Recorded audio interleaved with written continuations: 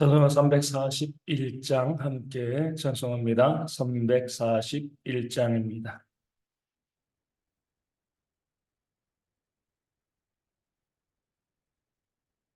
찬송가 341장 십자가를 내가 지고 함께 찬송하도록 하겠습니다. 341장입니다. 십자가를 내가 지고 주를 따라갑니다. 이제부터 예수로만 나의 보배 삼겠네. 세상에서 부귀 영화 모두 잃어버려도 주의 평안 내가 받고 영생 복을 받겠네. 주도 곤욕 당했으니 나도 곤욕 당하리. 세상 사람 간사하나 예수 진실합니다. 예수 나를 사랑하사 빛난 얼굴 보이면 원수들이 미워해도 염려할 것 없겠네. 내가 핍박당할 때에 주의 품에 안기고 세상 고초 당할수록 많은 위로 받겠네. 주가 주신 기쁨에 기뻐할 것 무엇냐. 주가 나를 사랑하니 기뻐할 것뿐일세. 아멘.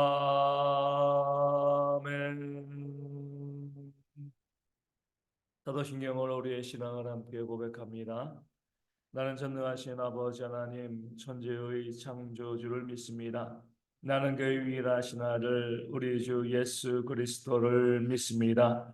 그는 성령으로 잉태되어 동정녀 마리아에게서 나시고 본디오 빌라도에게 고난을 받아 십자가에 못 박혀 죽으시고 장사된 지 사흘 만에 죽은 자 가운데서 다시 살아나셨으며 하늘에 오르시어 전능하신 아버지 하나님 우편에 앉아 계시다가 거기로부터 살아있는 자와 죽은 자를 심판하러 오십니다. 나는 성령을 믿으며 거룩한 공교회와 성도의 교제와 죄를 용서받는 것과 몸의 부활과 영생을 믿습니다. 아멘. 느헤미야 2장 7절과 8절 말씀을 함께 봅니다. 느헤미야 2장 7절과 8절 말씀입니다. 이 말씀을 읽어드리겠습니다. 내가 또 왕에게 아뢰되 왕이 만일 좋게 여기시거든 강 서쪽 총독들에게 내리시는 조서를 내게 주사 그들이 나를 용납하여 유다에 들어가기까지 통과하게 하시고 또 왕의 삼림 감독 아삽에게 조서를 내리사 그가 성전에 속한 영문의 문과 성곽과 내가 들어갈 집을 위하여 들보로 쓸 제목을 내게 주게 없소서 하며 내 하나님의 선한 손이 나를 도우심으로 왕이 허락하고 아멘. 왕은 느헤미야에게 네가 가면 언제 오겠느냐 이렇게 이제 기한을 정해 달라라고 요청을 합니다. 느헤미야는 내가 이렇게 일을 마치고 돌아오겠습니다라고 왕에게 기한을 정했죠. 그리고 난 다음에 느헤미야는요 곧 이어서 오늘 말씀에 나와 있는 대로 줄줄이 자신이 왕에게 요청할 것들을 이야기하기 시작합니다. 계속 말씀드리지만 뭐 갑자기 생각나서 요것도 해주시고요. 요것도 해주시고요. 이렇게 이야기한 것이 아니죠. 왕에게 내가 이야기하고 왕이 나로 하여금 갔다 오기를 예루살렘 성곽을 있도록 나에게 허락을 해주면 기한은 얼마가 걸릴 것인가 미리 계산해 두었습니다. 그렇기 때문에 기한을 정해서 이야기한 거죠. 아마 충분한 그 기한을 정해서 이야기했을 겁니다. 그러면서 오가는 길은 어떻게 내가 오가고 또 가서 내가 성곽을 지을 때 어떤 재료가 필요한가 여기에 대해서도 미리 다 준비하고 생각을 하고 있었을 겁니다. 그러기 때문에 먼저 7절을 통하여서 내가 다녀오게 되어질 텐데 뭐 요즘처럼 뭐 치안이 좋은 때가 아니잖아요. 요즘도 위험한데 그 당시에는 거의 지금부터 3천 년 전이잖아요. 이 도적대도 많고요. 또 들짐승들도 많았습니다. 그렇기 때문에 느헤미야는 이 왕에게 이야기합니다. 강서쪽, 이 강은 유브라데 강이죠. 이 서쪽에 이제 예루살렘이 있으니까 강서쪽을 내가 통과해서 예루살렘까지 가야 되는데 가는 곳마다 보고 있어요. 왕이 세운 그런 영지, 총독들이 있습니다. 그 총독들에게 주는 조서를 내게 주어서 그 총독들이 나를 영접하게 하고 안전하게 그 길에서 그러니까 병사를 호위해 달라는 거죠.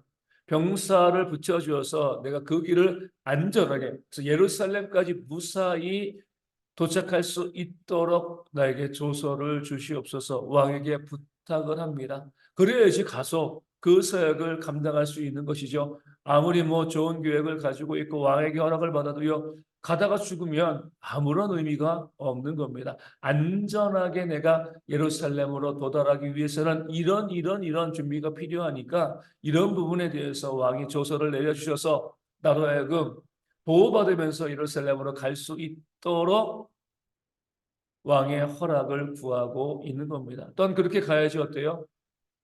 예루살렘에 있는 사람들도 마찬가지잖아요. 저기 바사에서 누군가 우리에게 왔어. 누군가 온 것이 무슨 의미가 있겠습니까? 우리의 느헤미야의 동생 하나니도 그러고요. 많은 사람들이 예루살렘으로 가서 그 형편을 살폈지만 그냥 보러 온 거예요. 그런데 왕의 군대의 호의를 받으면서 느헤미야가 총독으로 예루살렘으로 가면 예루살렘 백성들이 받는 위로가 다른 거죠. 우리를 이제는 다시금 세울 부흥케 할 사람이 왔다. 왕에게 인정받는 왕에게 도움을 받는 사람이 우리 가운데 왔다. 백성들에게 큰 위로가 되어질 수 있습니다. 그렇기 때문에 느헤미야는요 왕에게 총독들에게 이야기해서 나로 하여금 보호받으면서 위풍당당하게 예루살렘으로 들어갈 수 있도록 그렇게 해달라 요청을 하고 있는 겁니다. 그 다음에 무엇을 요청하는 거죠? 왕의 삼림 감독. 그러니까 모든 이제 이 나무와 이것을 관장하고 있는 그런 감독인 아삽에게 명을 내려주셔가지고 내가 예루살렘으로 가는 거 놀러 가는 거 아니지 않습니까? 무너진 성벽을 재건하고요. 또 성전을 짓고 그리고 또 내가 거기서 또 살 수 있는 집도 지어야 되는데 그러기 위해서 재료를 어디서 얻겠습니까? 왕께서 명령하셔가지고 그 왕의 삼림 감독이 내게 필요한 그 모든 물자 성벽을 짓고 내가 살 수 있는 그 집을 짓는 데 필요한 모든 물자들을 공급할 수 있도록 왕이 허락해 주시면 좋겠습니다. 이렇게 느헤미야는요 왕에게 이야기한 거죠. 그리할 때 오늘 말씀 8절 하반절에 내 하나님의 선한 손이 나를 도우심으로 왕이 허락하였다. 하나님께서 왕의 마음을 움직여서요 느헤미야가 구하는 모든 것들에 대해서 왕이 허락하도록 모든 준비가 다 갖추어지도록 그렇게 하였음을 말씀이 보여주고 있습니다. 이것이 바로 하나님 믿는 백성들의 귀한 모습이 되어지는 거죠. 느헤미야는요 예루살렘 성을 짓기 이전부터 실제로 가기 이전부터 머릿속으로는 뭐예요? 이미 다 예루살렘 성벽이요 완공되어 있습니다. 무엇 때문에 그래요? 설계도를 가지고 있기 때문에 그런 거예요. 그렇죠? 설계도가 없이 건물을 지으면 무너집니다. 설계도를 가지고요. 잘 준비해서 있으면 실행하게 되어지면 금방 그 건물이 지어지게 되어지는 거죠. 저희도 1층을 리모델링을 했습니다. 리모델링에 들어간 시간은 한 2주 정도의 시간이요. 하지만 준비하는데 몇 달이 걸렸어요. 그렇죠? 업체를 선정하고 그 업체가 와서 몇 번씩 보고 또 설계도를 또 수정하고 또 그렇게 하면서 준비하였기 때문에 리모델링을 마무리할 수 있었던 겁니다. 무엇을 하건 정말 중요한 것은요. 설계하는 것 미리 준비하는 거예요. 그리고 난 다음에 실행을 하게 되어지면 그 작업은 완성되어질 수가 있는 겁니다. 믿는 자들도 그렇습니다. 즉흥적으로 움직이는 사람들이 아니에요. 무엇을 하건 미리미리 잘 준비하고요, 또 설계하고 계획하여서 그 일들을 실행할 때 하나님의 선한 손에 도우심을 얻는 것이 우리 믿는 자들의 모습이 되어지는 겁니다. 하나님께서도요, 준비한 자에게 역사하십니다. 설계하고 준비하고 그렇게 하나님의 일들을 위해서 계획하고 움직이는 자들 위해 하나님의 역사가 일어남을 성경은 우리 가운데 보여주고 있습니다. 구약에서 하나님께서 쓰시는 대표적인 인물 가운데 하나가 바로 모세죠, 모세. 왜 모세를 그 귀한 출애굽의 일꾼으로 세우셨는가? 80년간 준비하고 설계했기 때문에 그렇습니다. 그냥 딱 보고 그래 네가 좋을 것 같아 이것이 아니라 그의 태어남에서부터 시작하여서 하나님께서는요 80년 뒤에 내가 이스라엘 백성들을 출애굽하겠다 이것을 준비하신 거죠. 그렇기 때문에 모세는요 40년간 뭐 한 거예요? 애굽의 궁궐에서 당대 최고의 학문을 배웠습니다. 그 배운 학문을 가지고 모세가 무엇을 한 거죠? 광야에서요 모세 오경을 기록한 거죠. 모세오경을 기록하는 것은 아무나 할 수 있는 것이 아닙니다. 하나님의 감동을 받아 기록한 성경이지만 그 모든 말씀들을 오리 없이요 온전히 기록하기 위해서는 최고의 준비, 인문학적인 준비가 되어 있어야 됩니다. 그렇기 때문에 40년간 모세를 뭐예요? 애굽의 왕궁에서 하나님께서는 훈련받고 교육받게 하셨습니다. 바로와 맞서게 하시고요. 또 40년간 광야에서 백성들을 통치하는 그런 통치의 기술도 어디서 배운 거죠? 40년 동안 애굽의 궁궐에서 배운 겁니다. 모든 것을 배웠기 때문에 준비되었기 때문에 하나님께서는 그 모세를요 출애굽의 일꾼으로 세우신 거죠. 하지만 그렇게 준비된 것만 가지고는 부족하잖아요. 기술적인 준비가 되었으면 또 무엇이 필요해요? 성품이 필요합니다. 겸손하고 온유한 성품, 그 성품을 만들어주기 위해서 미디안 광야에서 40년간 또 그 심령을, 성품을 훈련시켰습니다. 그런 모든 준비가 다 되었기 때문에 모세에게 나타나셔서 모세를 출애굽의 일꾼으로 파송하고 그 사명을 감당하게 하신 겁니다. 준비된 자를 통하여서 하나님께서 역사하신다. 요셉도 그러고 다윗도 그러잖아요. 그냥 애굽의 종기가 막 되고요. 이스라엘의 두 번째 왕이 되어진 것이 아닙니다. 어렸을 때부터 젊었을 때부터 고난과 어려움을 통해서 그들이 준비되었을 때 그 준비된 모습을 보시고 하나님께서 그들을요 하나님의 일꾼으로 세우시고 하나님께서 선한 역사 가운데 그들 가운데 보여주신 겁니다. 신약에서 하나님께서 준비된 자로 쓰신 인물은요 사도 바울이죠. 어떻게 보면 사람들이 전혀 기대하지 않았던 인물입니다. 교회를 핍박하고 잔멸하는 그런 인물이었지만 하나님께서는요, 이 바울도 어때요? 태어나면서부터 하나님의 복음의 일꾼으로 미리 준비시키신 겁니다. 그의 태어남 자체가 로마의 시민권을 가진 자로 태어난 거잖아요. 그 시민권이 가지고 있었기 때문에 시민권이 있었기 때문에 사도 바울은요 나중에 예수를 믿고 복음을 증거할 때 그 로마가 다스리는 어떤 지역에 가건 로마 시민으로서의 권리를 누리고요 로마 시민으로서 보호받을 수 있습니다. 어디든지 다 갈 수 있었어요. 복음을 위해서 어떤 곳이라도 갈 수 있도록 역사하기 위해서 하나님께서는 사도 바울을 로마의 시민권을 가진 자로 태어나게 하시고 그 시민권이 있었기 때문에 결국 사도 바울은요 가이사에게까지 가서 복음을 증거할 수 있었습니다. 또 사도 바울은 유대인 중에 유대인으로 또 바리새인으로 가말리엘의 문화에서 배운 사람으로서요 유대 교회 그들의 생각과 사상에 정통했습니다. 그렇기 때문에 그것을 가지고 복음을 더 확실하게 증거할 수 있었던 거죠. 어디를 가건 유대교회 회당에 들어가서 그들과 복음으로 맞서 싸울 수가 있었습니다. 그런 모든 준비가 되었기 때문에 하나님께서 그 사도 바울을 하나님의 일꾼으로 세우시고 역사하신 거죠. 이제 그것만이 아니죠.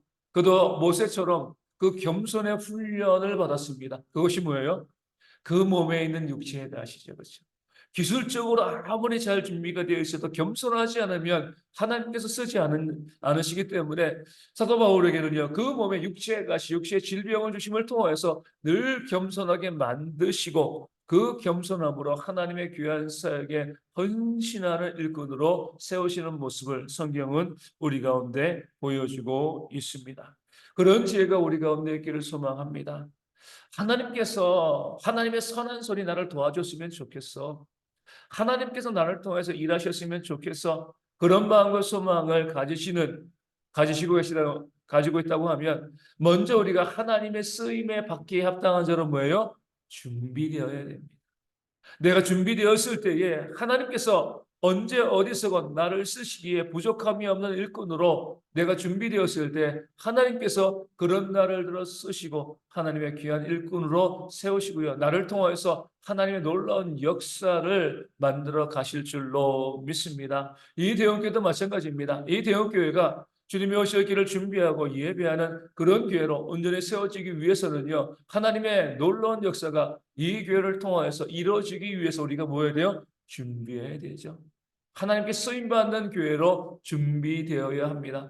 그런 모습으로 준비되었을 때에 하나님께서 이 교회를 통하여서 이 마지막 시대 가운데 우리 주님께서 오실 길을 예비하고 준비하는 그런 역사를 감당하실 줄로 믿습니다. 그런 준비의 모습들이 우리 가운데 있을 수 있도록 무엇보다도 우리 모든 성도들이여 말씀과 기도로 하나님의 일꾼으로 준비되어지는 우리 모두가 되어줄 수 있도록 기도하시고 나를 통하여서 이 교회를 통하여서 하나님의 놀라운 역사가 이 땅 가운데 보여지는 그런 일들이 일어날 수 있도록 이하시며 함께 기도하도록 하겠습니다. 우리 김문규 성도님이 어제 병원에 입원하여서 오늘 이제 이 발가락 절단하는 수술을 한다고 합니다. 잘 되어질 수 있도록 또 그 당뇨합병증이 더 이상 확산되어지지 아니하도록 또 여러 가지 질병 가운데 있는데 온전히 회복되어질 수 있도록 위하여 기도하여 주시고요.